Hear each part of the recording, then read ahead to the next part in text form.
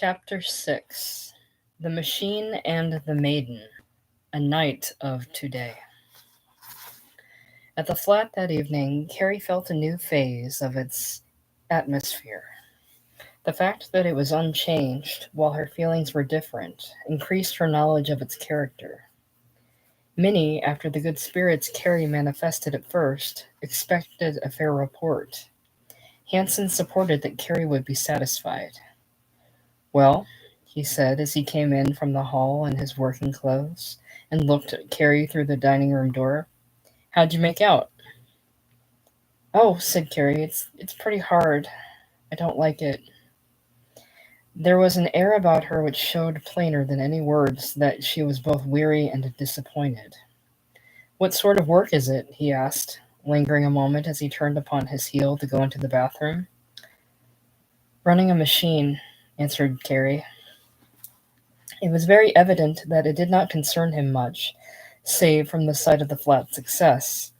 He was irritated a shade because it could not have come about in the throe of fortune for Carrie to be pleased. Minnie worked with less elation than she had just before Carrie arrived. The sizzle of the meat frying did not sound quite so pleasing now that Carrie had reported her discontent. To Carrie, the one relief of the whole day would have been a jolly home, a sympathetic reception, a bright supper table, and someone to say, "Oh, well, stand it a little while, you will get something better." But now this was ashes. She began to see that they looked upon her complaint as unwarranted, and that she was supposed to work on and say nothing. She knew that she was to pay $4 for her room, board and room, and now she felt that it would be an exceedingly gloomy round living with these people. Minnie was no companion for her sister. She was too old. Her thoughts were staid and solemnly adapted to a condition. If Hanson had any pleasant thoughts or happy feelings, he concealed them. He seemed to do all his mental operations without the aid of physical expression. He was as still as a deserted chamber. Carrie, on the other hand, had the blood of youth and some imagination. Her day of love and the mysteries of courtship were still ahead. She could think of things she would like to do, of clothes she would like to wear, and of places she would like to visit. These were the things upon which her mind ran, and it was like meeting with opposition at every turn to find no one here to call forth or respond to her feelings. She had forgotten, in considering and explaining the result of her day, that Drouet might come. Now, when she saw how unreceptive these two people were, she hoped he would not. She did not know exactly what she would do or how she would explain to Drouet if he came. After supper she changed her clothes. When she was trimly dressed, she was rather a sweet little being, with large eyes and a sad mouth. Her face expressed the mingled expectancy, dissatisfaction, and depression she felt. She wandered about after the dishes were put away, talked a little with Minnie, and then decided to go down and stand in the door at the foot of the stairs. If Drouet came, she could meet him there. Her face took on the semblance of a look of happiness as she put on her hat to go below. "Carrie doesn't seem to like her place very well," said Minnie to her husband, when the latter came out, paper in hand, to sit in the dining room for a few minutes. "She ought to keep it for a time, anyhow," said Hanson. "Has she gone downstairs?" "Yes," said Minnie. "I'd tell her to keep it if I were you. She might be here weeks without getting another one." Minnie said she would, and Hanson read his paper. "If I were you," he said a little later, "I wouldn't let her stand in the door down there. It don't look good." "I'll tell her," said Minnie. The life of the streets continued for a long time to interest Carrie. She never wearied of wondering where the people and the cars were going or what their enjoyments were. Her imagination trod a very narrow round, always winding up at points which concerned money, looks, clothes, or enjoyment. She would have a far-off thought of Columbia City now and then, or an irritating rush of feeling concerning her experiences of the present day. But on the whole, The little world about her enlisted her whole attention. The first floor of the building, of which Hanson's flat was the third, was occupied by a bakery. Into this, while she was standing there, Hanson came down to buy a loaf of bread. She was not aware of his presence until he was quite near her. "I'm after bread," was all he said as he passed. The contagion of thought here demonstrated itself. While Hanson really came for bread, the thought dwelt with him that now he would see what Carrie was doing. No sooner did he draw near her with that in mind than she felt it. Of course, she had no understanding of what it put into her head, but nevertheless it aroused in her the first shade of real antipathy to him. She knew now that she did not like him. He was suspicious. A thought will color a world for us. The flow of Carrie's meditations had been disturbed, and Hanson had not long gone upstairs before she followed. She had realized with the lapse of the quarter hours that Drouet was not coming, and somehow she felt a little resentful, a little as if she had been forsaken, was not good enough. She went upstairs, where everything was silent. Minnie was sewing by a lamp at the table. Hanson had already turned in for the night. In her weariness and disappointment, Carrie did no more than announce that she was going to bed. "Yes, you'd better," returned Minnie. "You've got to get up early, you know." The morning was no better. Hanson was just going out the door as Carrie came from her room. Minnie tried to talk with her during breakfast, but there was not much of interest which they could mutually discuss.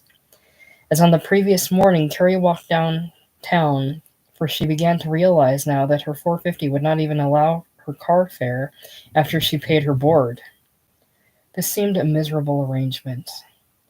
But the morning light swept away the first misgivings of the day, as morning light is ever wont to do. At the shoe factory she put in a long day, scarcely so wearisome as the preceding, but considerably less novel. The head foreman, on his round, stopped by her machine. "Where did you come from?" he inquired. "Mr. Brown hired me," she replied. "Oh, he did, eh? And then see that you keep things going." The machine girls impressed her even less favorably. They seemed satisfied with their lot and were in a sense common. Carrie had more imagination than they. She was not used to slang. Her instinct in the matter of dress was naturally better. She disliked to listen to the girl next to her, who was rather hardened by experience. "I'm going to quit this," she heard her remark to her neighbor. "What with the stipend and being up late, it's too much for me health." They were free with the fellows, young and old, about the place, and exchanged banter and rude phrases, which at first shocked her. She saw that she was to be of the same sort and addressed accordingly. "Hello," remarked one of the stout-wristed soul workers to her at noon. "You're a daisy." He really expected to hear the common, "Aw, go chase yourself," in return, and was sufficiently abashed by Carrie's silently moving away, to retreat, awkwardly grinning. That night at the flat she was even more lonely. The dull situation was becoming harder to endure. She could see that the Hansons seldom or never had any company. Standing at the street door looking out, she ventured to walk out a little way. Her easy gait and idle manner attracted attention of an offensive but common sort. She was slightly taken aback at the overtures of a well-dressed man of 30, who in passing looked at her, reduced his pace, turned back, and said, "Out for a little stroll, are you, this evening?" Carrie looked at him in amazement, and then summoned sufficient thought to reply, "Why, I don't know you," backing away as she did so. "Oh, that don't matter," said the other affably. She bandied no more words to him, but hurried away, reaching her own door quite out of breath. There was something in the man's look which frightened her. During the remainder of the week it was very much the same. One or two nights she found herself too tired to walk home and expended car fare. She was not very strong, and sitting all day affected her back. She went to bed one night before Hanson. Transplantation is not always successful in the matter of flowers or maidens. It requires sometimes a richer soil, a better atmosphere to continue even a natural growth. It would have been better if her acclimatization had been more gradual, less rigid. She would have done better if she had not secured a position so quickly, and had seen more of the city which she constantly troubled to know about. On the first morning it rained, she found that she had no umbrella. Minnie loaned her one of hers, which was worn and faded. There was the kind of vanity in Carrie that troubled at this. She went to one of the great department stores and bought herself one, using $1.25 of her small store to pay for it. "What did you do that for, Carrie?" asked Minnie when she saw it. "Oh, I need one," said Carrie. "You foolish girl." Carrie resented this, though she did not reply. She was not going to be a common shop girl, she thought. They need not think it either. On the first Saturday night, Carrie paid her board, $4. Minnie had a quaver of conscience as she took it, but did not know how to explain to Hanson if she took less. That worthy gave up just $4 less toward the household expenses with a smile of satisfaction. He contemplated increasing his building and loan payments.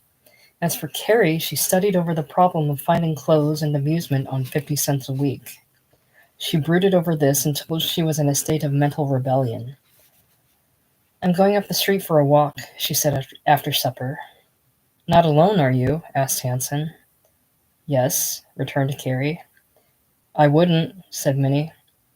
"I want to see something," said Carrie. And by the tone she put into the last word, they realized for the first time she was not pleased with them. "What's the matter with her?" asked Hanson when she went into the front room to get her hat. "I don't know," said Minnie. "Well, she ought to know better than to want to go out alone." Carrie did not go very far after all. She returned and stood in the door. The next day they went out to Garfield Park, but it did not please her. She did not look well enough. In the shop the next day she heard the highly colored reports which girls give of their trivial amusements. They had been happy. On several days it rained, and she used up car fare. One night she got thoroughly soaked going to catch the car at Van Buren Street. All that evening she sat alone in the front room, looking out upon the street where the lights were reflected on the wet pavements, thinking. She had imagination enough to be moody. On Saturday she paid another $4 and pocketed her 50 cents in despair. The speaking acquaintanceship which she formed with some of the girls at the shop discovered to her the fact that they had more of their earnings to use for themselves than she did. They had young men of the kind whom she, since her experience with Drouet, felt above, who took them about. She came to thoroughly dislike the light-headed young fellows of the shop. Not one of them had a show of refinement. She saw only their work-day side. There came a day when the first premonitory blast of winter swept over the city. It scudded the fleecy clouds in the heavens, trailed long, thin streamers of smoke from the tall stacks, and raced about the streets and corners in sharp and sudden puffs. Carrie now felt the problem of winter clothes. What was she to do? She had no winter jacket, no hat, no shoes. It was difficult to speak to Minnie about this, but at last she summoned the courage. "I don't know what I'm going to do about the clothes," she said one evening when they were together. "I need a hat." Minnie looked at this. "Why don't you keep part of your money and buy yourself one?" she suggested, worried over the situation which the withholding of Carrie's money would create. "I'd like to for a week or so, if you don't mind," ventured Carrie. "Could you pay $2?" asked Minnie. Carrie readily acquiesced, glad to escape the trying situation and liberal now that she saw a way out. She was elated and began figuring at once. She needed a hat, first of all. How many explained Hanson she never knew. He said nothing at all, but there were thoughts in the air which left disagreeable impressions. The new arrangement might have worked if sickness had not intervened. It blew up cold after a rain one afternoon when Carrie was still without a jacket. She came out of the warm shop at 6 and shivered as the wind struck her. In the morning she was sneezing, and going downtown made it worse.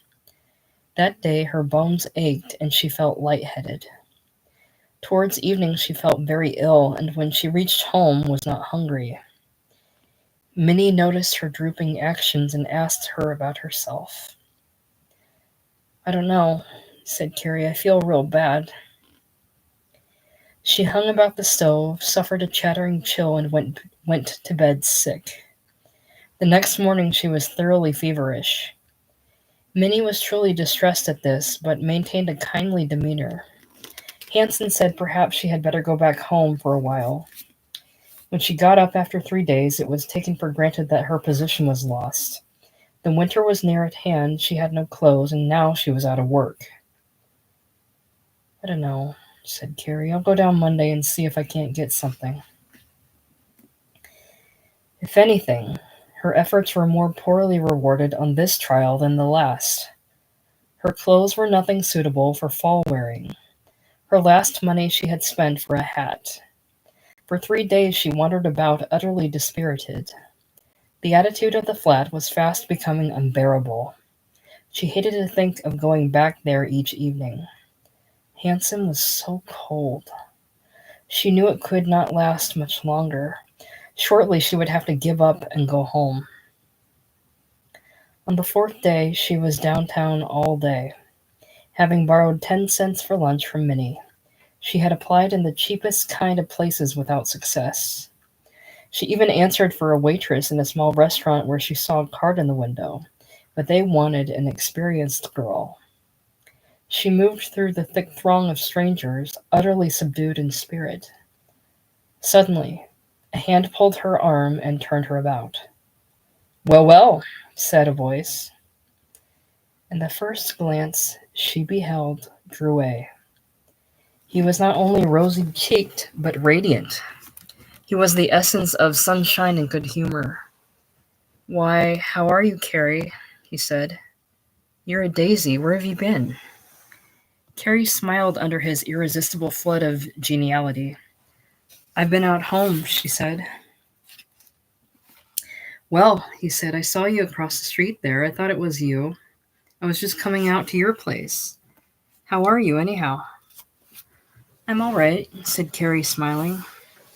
Drouet looked her over and saw something different. "Well," he said, "I want to talk to you. You're not going anywhere in particular, are you?" "Not just now," said Carrie. "Let's go up here and have something to eat." "George, but I'm glad to see you again." She felt so relieved in his radiant presence, so much looked after and cared for, that she assented gladly, though with the slightest air of holding back.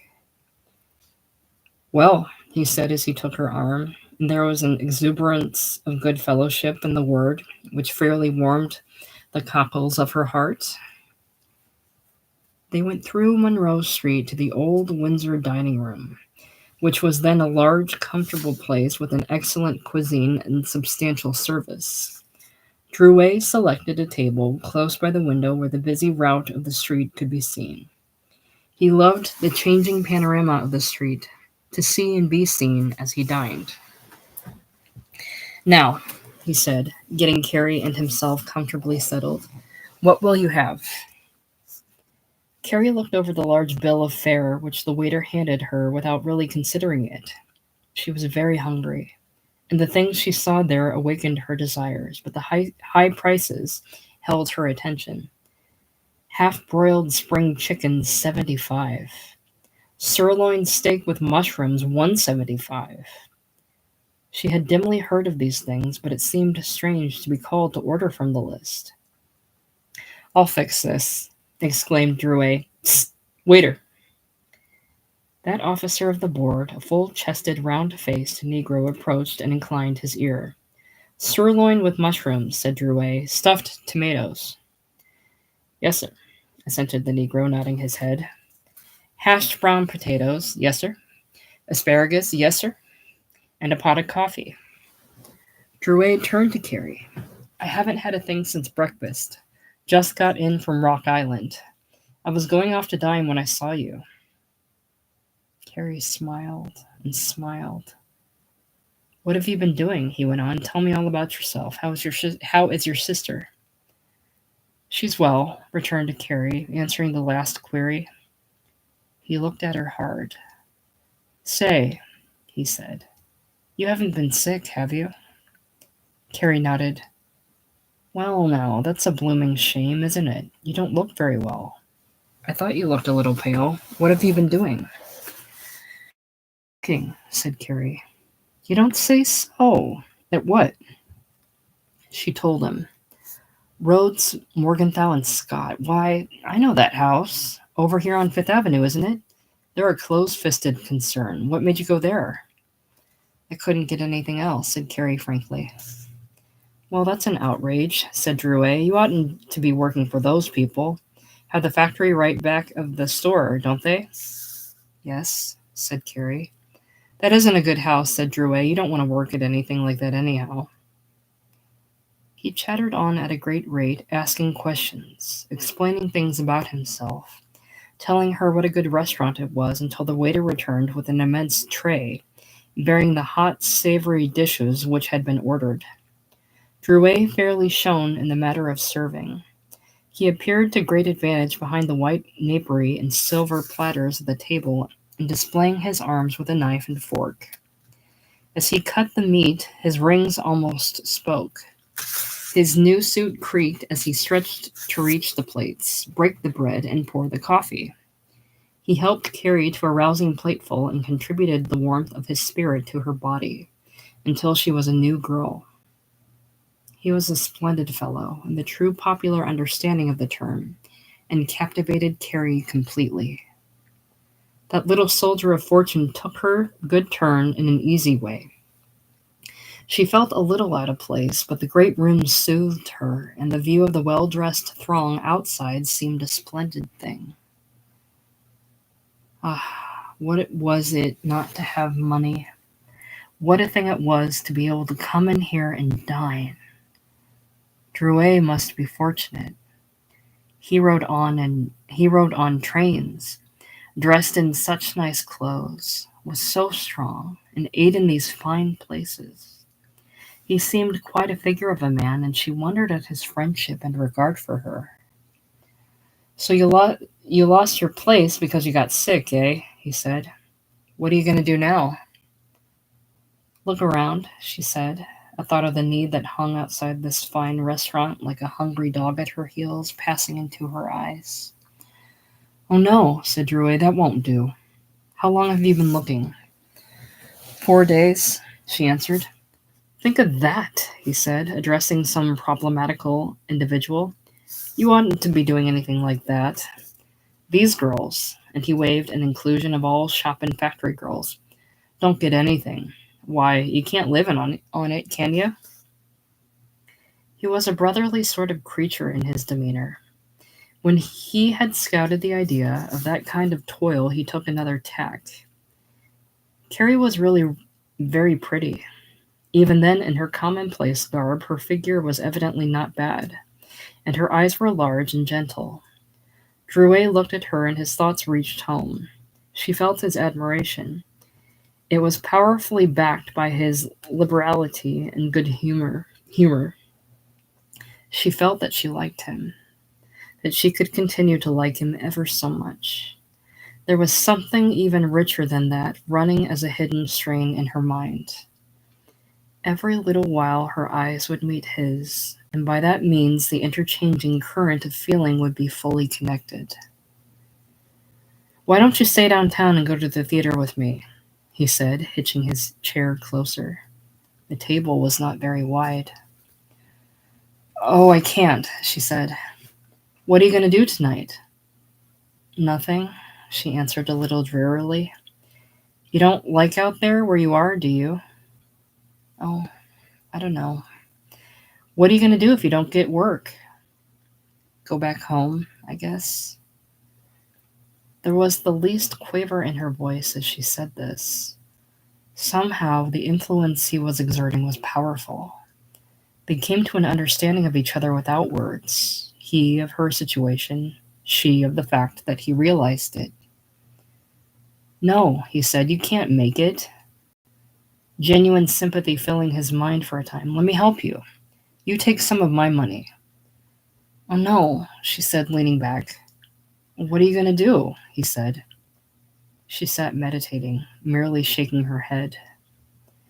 He looked at her quite tenderly for his kind. There were some loose bills in his vest pocket, greenbacks.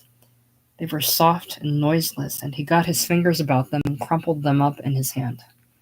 Come on, he said. I'll see you through all right. Get yourself some clothes. It was the first reference he had made to that subject, and now she realized how bad off she was.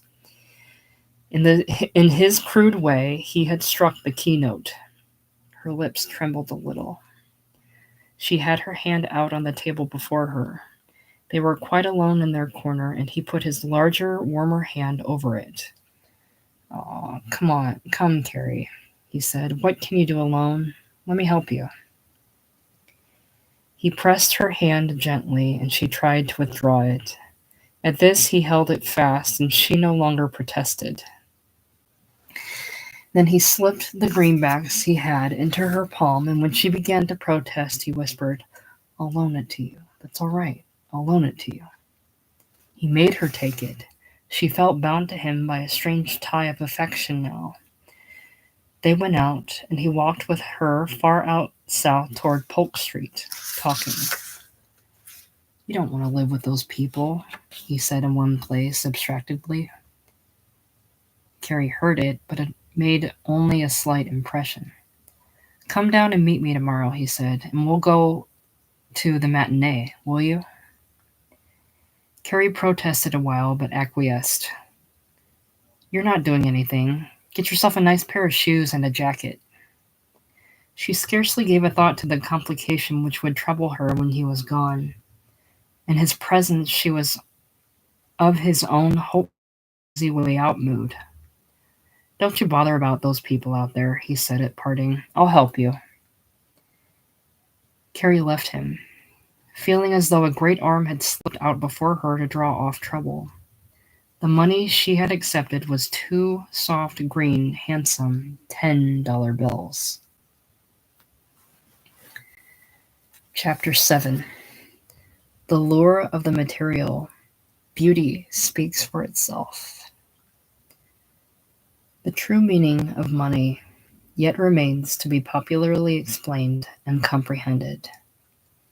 When each individual realizes for himself that this thing primarily stands for and should only be accepted as a moral due, that it should be paid out as honestly stored energy and not as a usurped privilege, many of our social, religious, and political troubles will have permanently passed.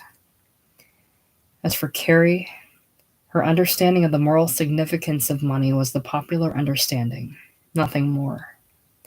The old definition, money, something everybody else has and I must get, would have expressed her understanding of it thoroughly. Some of it she now held in her hand, 2 soft green $10 bills, and she felt that she was immensely better off for the having of them.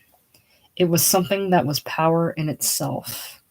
One of her order of mind would have been content to be cast away upon a desert island with a bundle of money, and only the long strain of starvation would have taught her that in some cases it could have no value.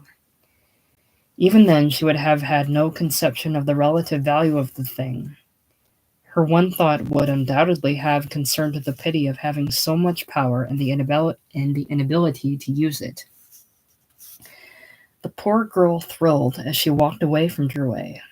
She felt ashamed in part because she had been weak enough to take it, but her need was so dire she was still glad. Now she would have a nice new jacket. Now she would buy a nice pair of pretty button shoes. She would get stockings too, and a skirt, and until already, as in the matter of her prospective salary, she had got beyond, in her desires, twice the purchasing power of her bills. She conceived a true estimate of Drouet. To her, and indeed to all the world, he was a nice, good-hearted man. There was nothing evil in the fellow. He gave her the money out of a good heart, out of a realization of her want. He would not have given the same amount to a poor young man, but we must not forget that a poor young man could not, in the nature of things, have appealed to him like a poor young girl. Femininity affected his feelings. He was the creature of an inborn desire. Yet no beggar could have caught his eye and said, "My God, mister, I'm starving." But he would have gladly handed out what was considered the proper portion to give beggars and thought no more of it. There would have been no speculation, no philosophizing. He had no mental process in him worthy the dignity of either of those terms. In his good clothes and fine health, he was a merry, unthinking moth of the lamp. Deprived of his position and struck by a few of the involved and baffling forces which sometimes play upon man, he would have been as helpless as Carrie, as helpless, as non-understanding, as pitiable, if you will, as she. Now, in regard to his pursuit of women, he meant them no harm, because he did not conceive of the relation which he hoped to hold with them as being harmful. He loved to make advances to women, to have them succumb to his charms, not because he was a cold-blooded, dark-scheming villain, but because his inborn desire urged him to that as a chief delight. He was vain, he was boastful, he was as deluded by fine clothes as any silly-headed girl. A truly deep-dyed villain could have hornswoggled him as readily as he could have flattered a pretty shop-girl. His fine success as a salesman lay in his geniality and the thoroughly reputable standing of his house.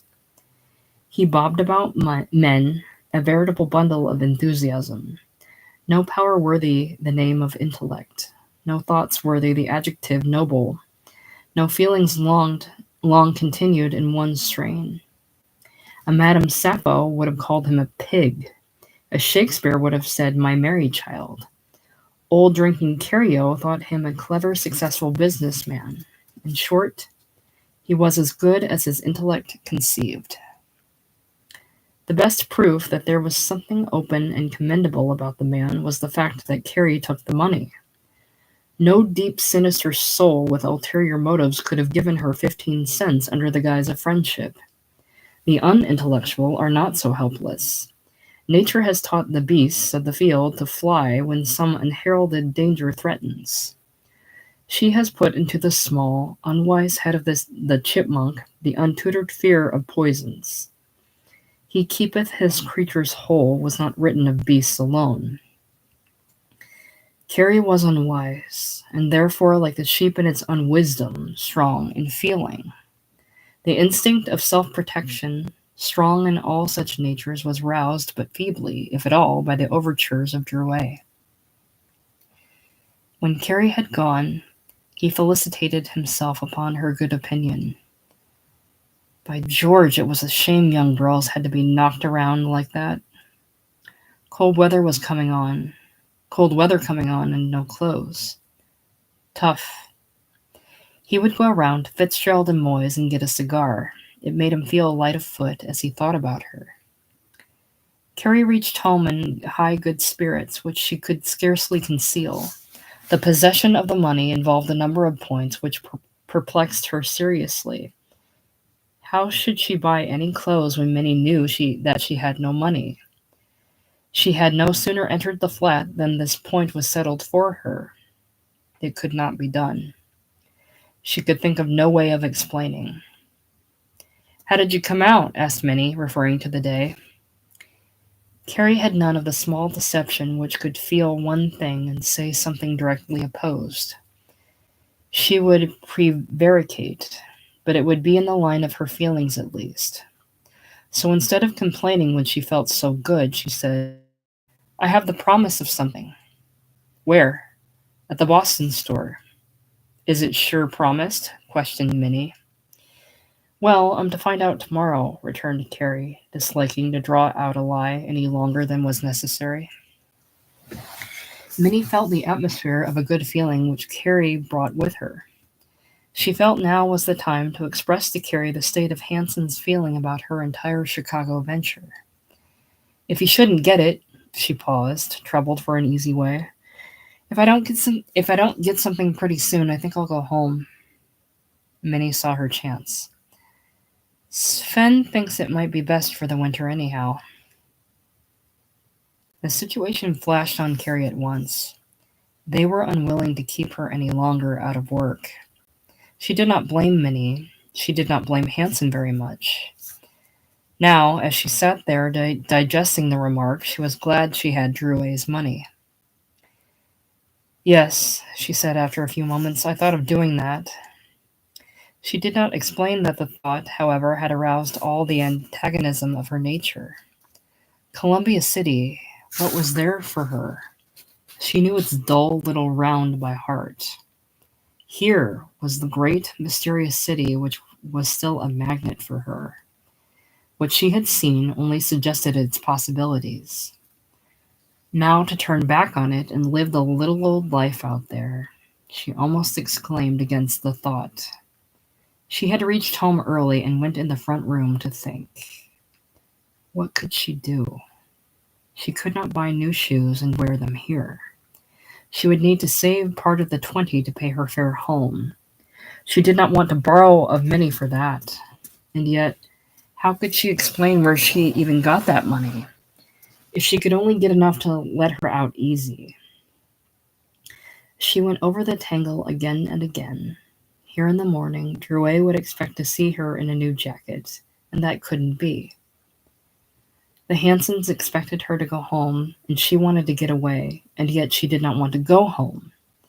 In the light of the way they would look on her getting money without work, the taking of it now seemed dreadful. She began to be ashamed. The whole situation depressed her.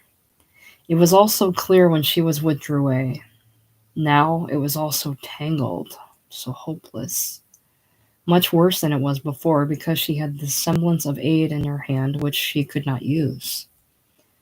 Her spirits sank so that at supper Minnie felt that she must have had another hard day.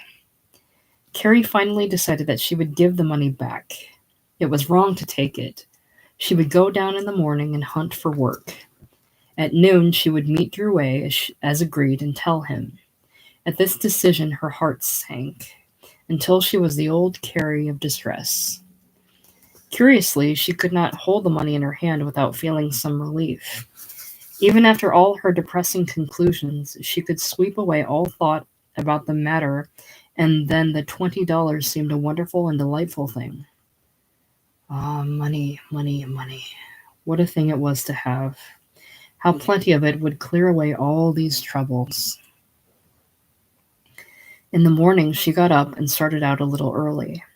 Her decision to hunt for work was moderately strong, but the money in her pocket, after all her troubling over it, made the work question the least shade less terrible.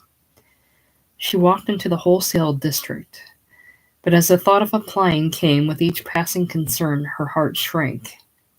What a coward she was, she thought to herself. Yet she had applied so often. It would be the same old story. She walked on, and finally did go into one place with the old result. She came out feeling that luck was against her. It was no use. Without much thinking, she reached Dearborn Street. Here was the great fair store with its multitude of delivery wagons about, its long window display, its crowd of shoppers. It readily changed her thoughts, she who was so wary of them. It was here that she had intended to come and get her new things. Now, for relief from distress, she thought she would go in and see. She would look at the jackets. There is nothing in this world more delightful than the middle state in which we mentally balance at times, possessed of the means, lured by desire, and yet deterred by conscience or want of decision. When Carrie began wandering around the store amid the fine displays, she was in this mood. Her original experience in this same place had given her a high opinion of its merits. Now she had paused at each individual bit of finery, where before she had hurried on.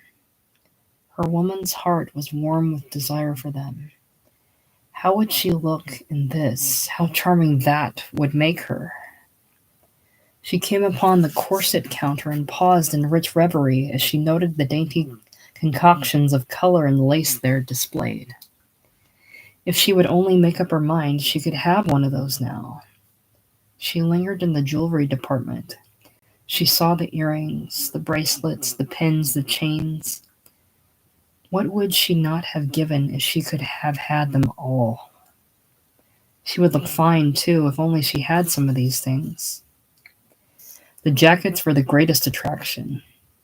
When she entered the store, she already had her heart fixed upon the peculiar little tan jacket with large mother-of-pearl buttons, which was all the rage that fall.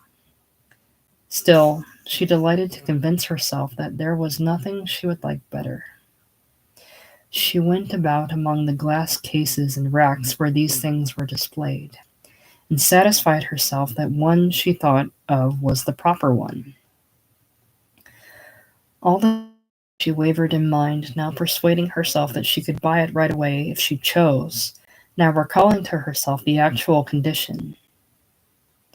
At last, the noon hour was dangerously near, and she had done nothing. She must go now and return the money. Drouet was on the corner when she came up.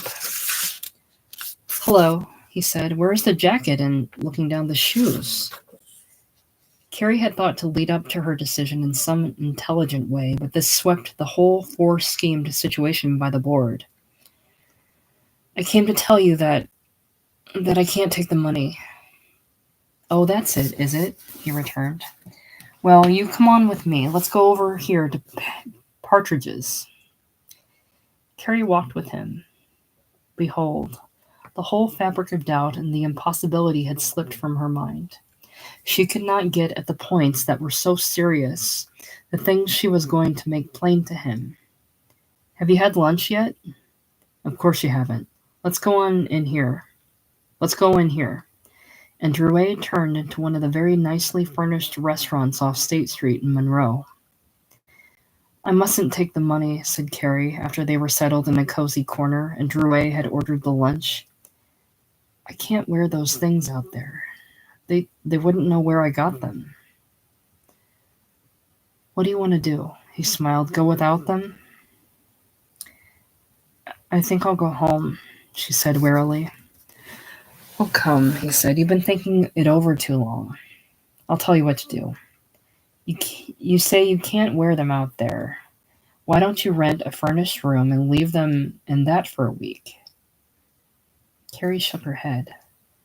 Like all women, she was there to object and be convinced.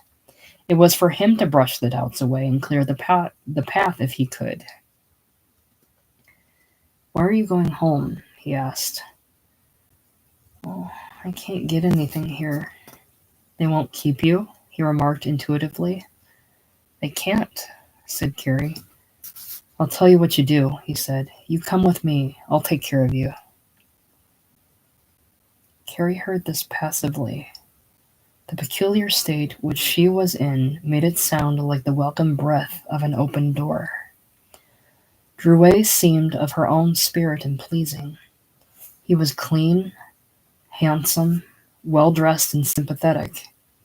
His voice was the voice of a friend. "What can you do back at Columbia City?"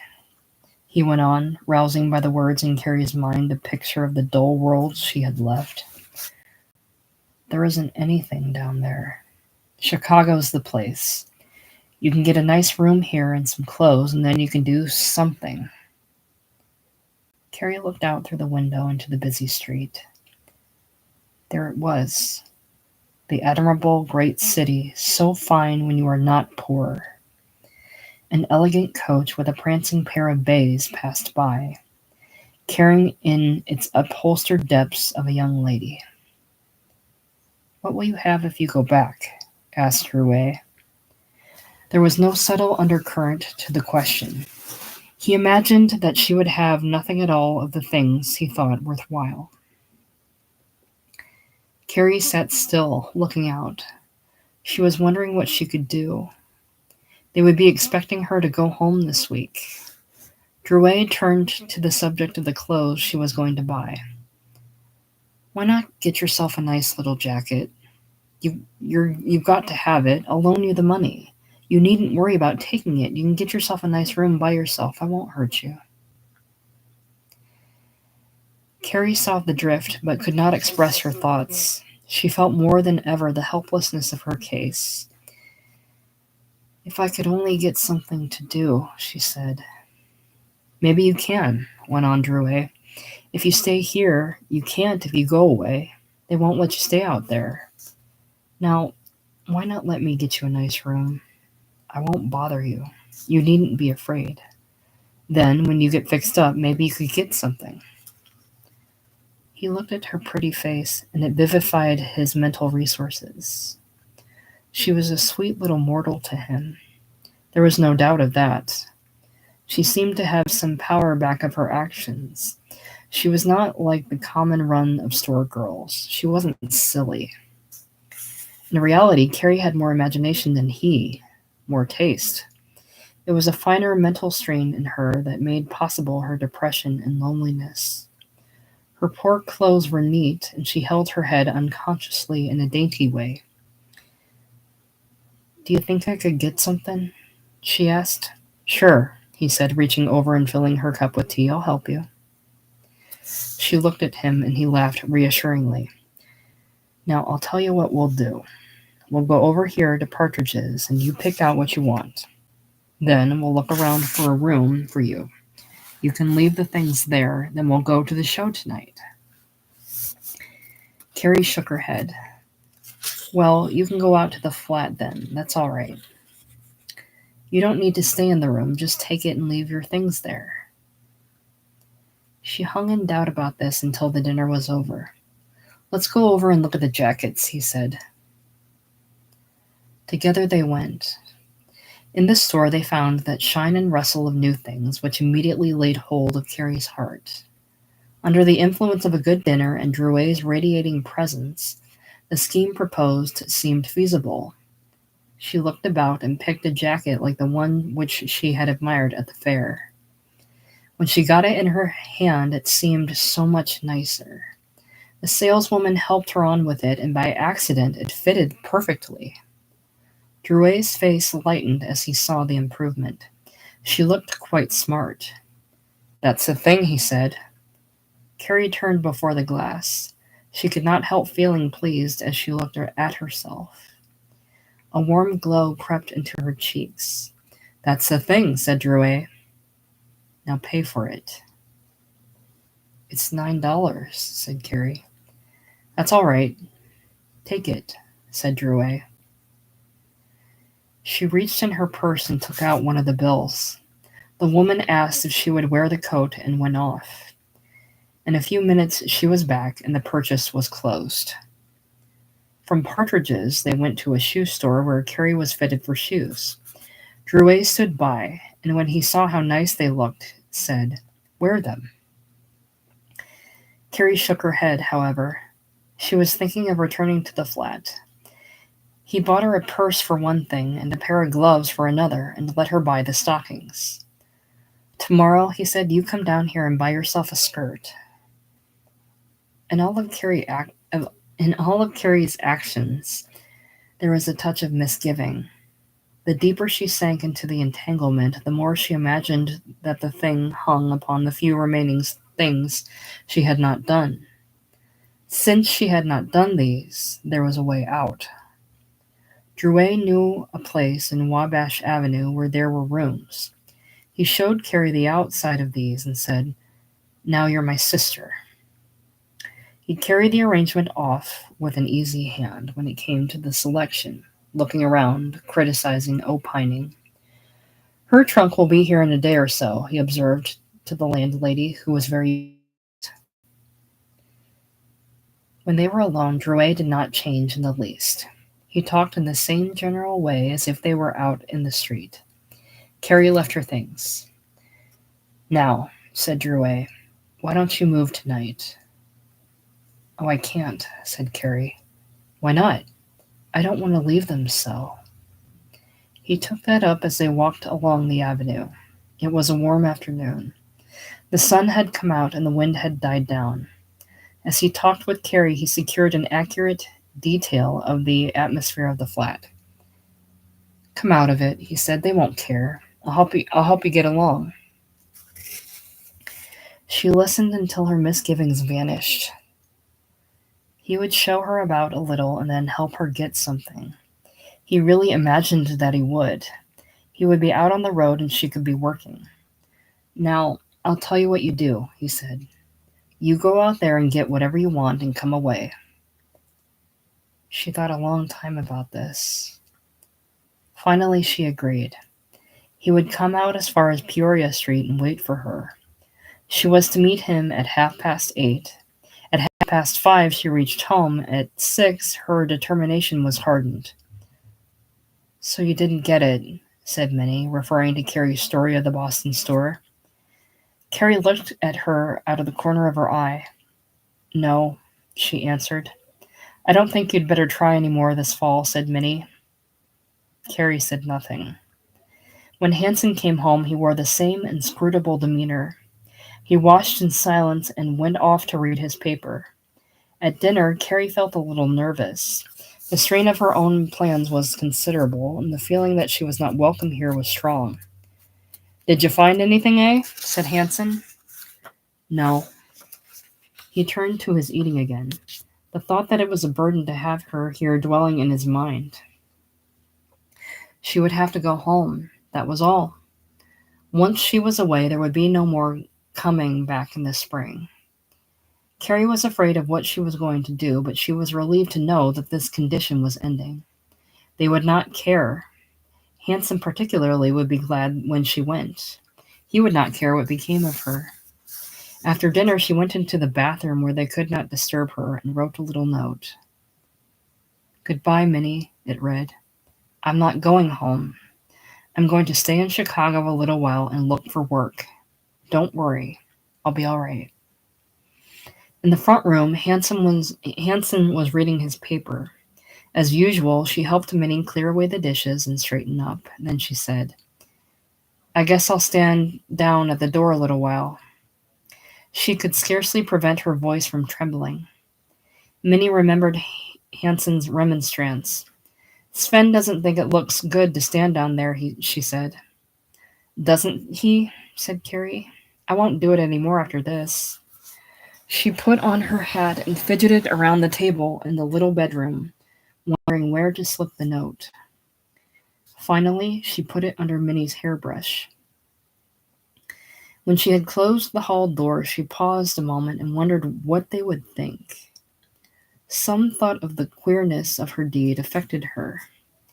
She went slowly down the stairs. She looked back up the lighted step and then affected to stroll up the street.